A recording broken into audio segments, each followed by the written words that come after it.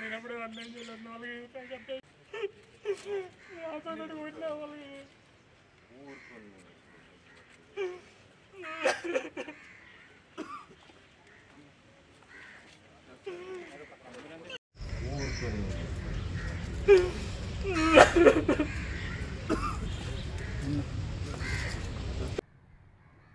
ఆత్మకూరు మండలం తోపుదుర్తి గ్రామానికి చెందిన మహేశ్వర్ రెడ్డి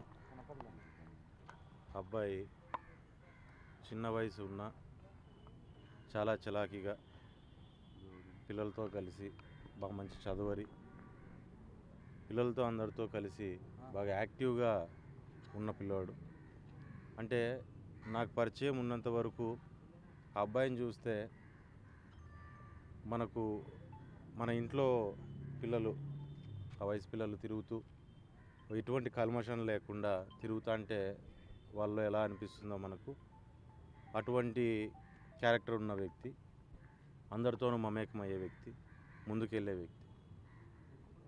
2019 తర్వాత మామూలుగా ఫ్రెండ్ సర్కిల్లో అందరూ కలిసి వచ్చినప్పుడు రోజు రావడము, మాకు కూడా పరిచయం అవడం, జనరల్గా ఫ్రెండ్ సర్కిల్లో పరిచయం అయినాడు, మామూలు కలిసిపోయాడనే ఒకే ఒక నెపంతో ఆ పిల్లోడిని చాలా ఇబ్బందులకి ఆ రోజున్న ప్రభుత్వం వైఎస్ఆర్ ప్రభుత్వంలో లోకల్గా ఉన్న ఎమ్మెల్యే కావచ్చు, వాళ్ళ అన్నదమ్ములు కావచ్చు, విపరీతంగా ఇబ్బంది పెట్టడము, కేసులు పెట్టించడము, కొట్టించడము, వాళ్ళ రెవెన్యూ రికార్డ్స్లోంచి భూములు తీసేయడము, ఈ రకంగా ఎన్నో ఇబ్బందులు పెట్టుకుంటూ పోయిన పరిస్థితులు కూడా చూసాము.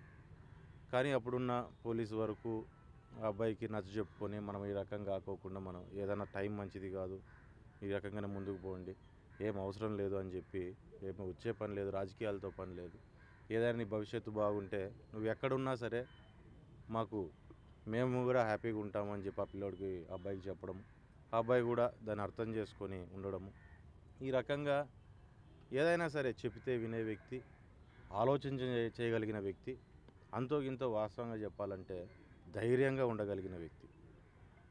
ఈరోజు ఫోటోల్లో పొద్దున్నుంచి చూస్తా అంటే వాస్తవంగా ఎట్లుందంటే మా కళ్ళ ముందరే ఆ పిల్లోని చూస్తానట్టుంది. ఈరోజు కూడా అక్కడ శవమై పడున్నాడంటే ఆ సంఘటన చాలా బాధించే పరిస్థితి. అండ్ దాన్ని ఒక సూసైడ్ లాగా చిత్రీకరించే ప్రయత్నం చేశారేమో అనేది కూడా ఒక అనుమానం అనేది మాలో కూడా ఉంది. ఎందుకంటే అంత ధైర్యంగా చలాకీగా ఉండే వ్యక్తి వెళ్ళి ఏదో సంఘటనలన్నిటికీ సూసైడ్ చేసుకుంటాడు అనేది కూడా చాలా అవాస్తవంగానే అనిపిస్తుంది. ఎందుకంటే ఆ రోజు పోలీసులతో కొట్టించిన, కేసులు పెట్టినా, కేవలం శ్రీరామ్ ఏదో నీ ద్వారా మమ్మల్ని ఏదో చేయాలనుకున్నాడని చెప్పి ఒక మాట చెప్పి నేను వదిలేస్తామంటే కూడా 2-3 రోజులు దెబ్బలు తిన్నా కానీ ఎప్పుడే కానీ ఆ రకంగానే అది తప్పు, ఆ రకంగా మాట్లాడకూడదు, ఏదైనా కరెక్ట్ ఉంటేనే నేను కరెక్ట్గా మాట్లాడతానని చెప్పి ఆ రోజు అన్ని రకాలుగా ప్రెషర్లు తట్టుకున్నాడు. ఈరోజు ఏదో చిన్న విషయాలకి ఏదో సూసైడ్ చేసుకున్నాడు అనడం కూడా చాలా ఇదిగా ఉంది. గతంలో కూడా మాకు ఈరోజు దీన్ని వేరే రకంగా ఆలోచన చేయడానికి కూడా మాకు ఏంటంటే, ఈరోజు మాజీ ఎమ్మెల్యే ప్రకాష్ రెడ్డి వాళ్ళ అన్న రాజశేఖర్ రెడ్డి దీంట్లో అనుమానితుడుగా మేము కూడా భావిస్తున్నాం. ఎందుకంటే గత 2-3 రోజుల నుంచి ఆ అబ్బాయికి ఫోన్లు చేయడము, ఒక వారం 10 రోజులు, 1 నెల రోజులు జనవరి నుంచి ఫోన్లు చేయడము, బెదిరించడము, ఇంట్లో వాళ్ళ నాన్నకి వాళ్ళకు కూడా ఫోన్లు చేసి బెదిరించడము, కొడతాము, తిడతాము, చంపుతామని చెప్పి మాట్లాడడం, ఈ రకంగా మాట్లాడుతున్నప్పుడు మామూలుగా మామూలు బెదిరింపులే ఈ రకంగా ఎందుకు ఉంటుంది అని చెప్పని వాళ్ళు కూడా ఇంట్లో వాళ్ళు కూడా భావించడం జరిగింది. కానీ ఈరోజు జరిగిన సంఘటన చూస్తుంటే హైదరాబాద్లో ఇటువంటి పరిస్థితి. హైదరాబాద్లో ఒక రియల్టర్ని తీసుకెళ్ళి యాక్సిడెంట్ రూపంలో చూపించి అక్కడ అతన్ని చంపిన పరిస్థితి. ఆ కేసులో ఇంకా ముద్దాయిగా ఉన్నాడు. అంటే ఇది ఒక అనుమానానికి దారితీసే పరిస్థితి కూడా ఈరోజు కనపడుతుంది, ఈరోజు జరిగిన సంఘటన అంతా చూస్తుంటే. కానీ ఏదేమైనా మన ఇంట్లో పిల్లలు ఉన్నట్లు ఈరోజు ఎమ్మెల్యే కావచ్చు, వాళ్ళ అన్నదమ్ములు కావచ్చు, ఒక విషయం ఆలోచన చేయాలి. మీ కళ్ళ ముందర పుట్టి పెరిగిన పిల్లోడు, మీకు అంతో గింతో మీ కుటుంబాలకు పనిచేసిన కుటుంబాలు అవన్నీ. నిజంగా చెప్పాలంటే మీ ఇంట్లో పిల్లల వయసు కూడా ఉంటుంది, నాకు తెలిసి అంతే ఉంటుందేమో వయసు. మీ ఇంట్లో కొడుకో కూతురు అంటే ఆ వయసు ఉంటుంది. కానీ అటువంటి పిల్లోడికి నచ్చ చెప్పుకునే పరిస్థితి పోయి ఈ రకంగా ప్రెషర్లు పెట్టి మరి ఏం జరిగిందనే దాన్ని కూడా అంత దూరానికి తీసుకెళ్ళడం కూడా సరైన పద్ధతి కాదు. దాన్ని ఏదైనా సరే, ఏది ఏమైనా దీని మీద పోలీసులు పూర్తి స్థాయిలో దీని మీద విచారణ జరపాల్సిన అవసరం ఉంది. ఖచ్చితంగా ఈ సమస్యను తీసుకొని మేము ఇంకా పై స్థాయికి కూడా, ఇంకా ఎస్పీ గారికి కావచ్చు, ఇంకా పై స్థాయికి కూడా తీసుకొని పోతాము. దీని మీద పూర్తి స్థాయిలో సమగ్రమైన విచారణ జరగాల.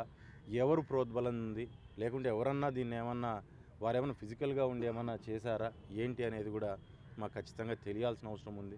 ఎందుకంటే అంత చిన్న వయసులో ఆ పిల్లోడు ఈరోజు ప్రాణాలు కోల్పోయినాయంటే ఇంట్లో తల్లిదండ్రులు ఏమో కానీ ఊరంతా కూడా ఈరోజు బాధపడే పరిస్థితి ఉంది. ఊరంతా కూడా కళ్ళ ముందు నిన్న మొన్న తిరుగుతాను పిల్లోడు ఈరోజు లేడు అంటే చాలా బాధాకరమైన పరిస్థితి. దాంట్లోనూ ఏదో యాక్సిడెంటో ఇంకోటో జరిగిందంటే ఇంకో రకంగానే ఈ రకంగా జరగడము, ఆ రకంగా బాడీ అక్కడ పడుండడం ట్రాక్ పక్కన చూస్తుంటే కూడా ఈరోజు గ్రామస్తులు కావచ్చు, మండలంలో నాయకులు కావచ్చు, మొత్తం నియోజకవర్గమే ఈరోజు ఒక బాధలో మునిగి తేలే పరిస్థితి ఆ ఫోటోలు చూసినప్పటి నుంచి, పొద్దున్న నుంచి. ఖచ్చితంగా దీని మీద అంత సులువుగా ఇడిచిపెట్టే పరిస్థితి ఏం లేదు. ఖచ్చితంగా పూర్తి స్థాయి విచారణ చేస్తాము. దీన్ని తప్పుదోవ పట్టించడానికి అనేకమైన మధ్యలో కారణాలు ఖచ్చితంగా రేపు పొద్దున బయటకు వస్తారు. వాళ్ళకి ఆ సమస్య ఉంది, వీళ్ళకి ఈ సమస్య ఉంది, ఈ సమస్య వల్ల జరిగింది, ఆ సమస్య వల్ల జరిగింది అంటారు. కానీ మాకు తెలిసిన మహేశ్వర్ రెడ్డి అయితే భయపడేవాడు కాదు. ఊర్లో వాళ్ళకి తెలిసిన మహేశ్వర్ రెడ్డి భయపడేవాడు కాదు. ఏ సమస్యనైనా ధైర్యంగా ఎదుర్కొనేవాడు. అతను సమస్యలు ఎదుర్కోవడం కూడా మేము కళ్ళారా చూసాము. ఏ సమస్యకైనా కృంగిపోకుండా ముందుకు నడవడం కూడా మేమంతా చూసాము. కానీ ఈ రకంగా ఈరోజు శవమై అక్కడ పడుండడం అనేది చాలా బాధాకరంగా ఉంది. గత వారం రోజుల నుంచి జరుగుతున్న ఈ ఫేస్బుక్లో జరుగుతున్న కాన్వర్జేషన్ ఏదైతే ఉందో, ఫేస్బుక్లో కూడా చాలా కాన్వర్జేషన్ జరిగింది. ఫేస్బుక్లో కూడా అక్కడ జరిగిన కాన్వర్జేషన్ని దాంట్లో ఎవరెవరో స్టేట్మెంట్లు ఎవరైతే ఇది చేశారో అవన్నిటిని కూడా తీసుకోవాలి, అవన్నిటిని కూడా ఎవిడెన్స్గా తీసుకొని అవన్నిటి మీద కూడా కరెక్ట్గా విచారణ జరిపించాలి. ఇందులో నిందితులు ఎవరైతే ఉన్నారో వారి మీద పూర్తి స్థాయిలో ఖచ్చితంగా చట్టం కూడా, పోలీసులు కూడా చర్యలు తీసుకోవాలని కోరుతున్నాం. ఈ సమస్యను పైదాకా తీసుకెళ్ళి ఖచ్చితంగా దీనికి ఒక సొల్యూషన్ తీసుకొచ్చి ఎవరు చేశారనేది దీన్ని కూడా నిగ్గు తేల్చడానికి సిద్ధంగా ఉన్నాం.